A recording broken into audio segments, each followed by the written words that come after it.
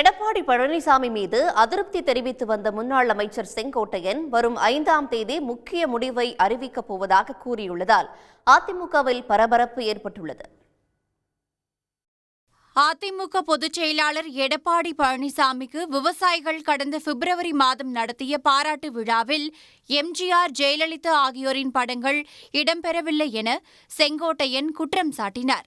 மேலும் எடப்பாடி மீது கடும் அதிருப்தியடைந்த செங்கோட்டையன் எடப்பாடிக்கு எதிராக போர்க்கொடி தூக்கியதோடு டெல்லி சென்று பாஜக தலைவர்களை சந்தித்து திரும்பியதால் பரபரப்பு ஏற்பட்டது. அதன் பின்னரே அதிமுக பாஜக கூட்டணியும் உறுதியானது. இருப்பினும் அதிருப்தியால் செங்கோட்டையன் முக்கிய முடிவு எடுக்க உள்ளதாக வெளியான தகவலால் அவரது வீட்டில் ஆதரவு நிர்வாகிகள் குவிந்தனர்.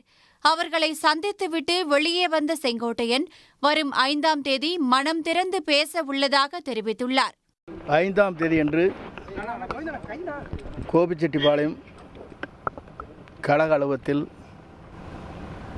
நான் மனம் திறந்து பேசப் போகிறேன். அப்போது என்ன கருத்துக்களை சொல்கிறேன் என்பதை நீங்கள் அத்தனை பேரும் தெரிந்து கொள்ளலாம்.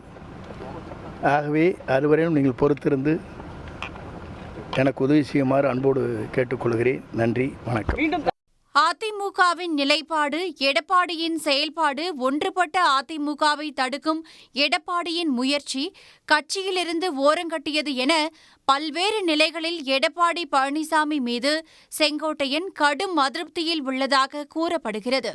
இதனிடையே வீட்டிலிருந்து புறப்பட்ட செங்கோட்டையன் கோபிச்செட்டிப்பாளையத்தில் உள்ள அதிமுக அலுவலகத்தில் ஆதரவு நிர்வாகிகளுடன் ஆலோசனை மேற்கொண்டார். கோபிச்செட்டிப்பாளையம், அந்தியூர், பவானிசாகர் ஆகிய 3 சட்டமன்ற தொகுதிகளுக்கு உட்பட்ட அதிமுக ஒன்றிய செயலாளர்கள், நகர செயலாளர்கள், கிளை செயலாளர்கள் உள்ளிட்டோர் பங்கேற்றுள்ளதால் பரபரப்பு நிலவுகிறது. பவானிசாகர் தொகுதியின் அதிமுக எம்எல்ஏ பன்னாரியும் கலந்து கொண்டார். அப்போது 5ஆம் தேதி வெளியிடவுள்ள முக்கிய முடிவு அதிமுகவின் செயல்பாடு குறித்து ஆலோசித்ததாக கூறப்படுகிறது.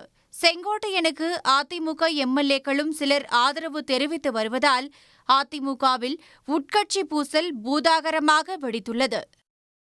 உடனுக்குடன் செய்திகளை தெரிந்து கொள்ள சன் நியூஸ் பெல் ஐகானை கிளிக் பண்ணுங்க.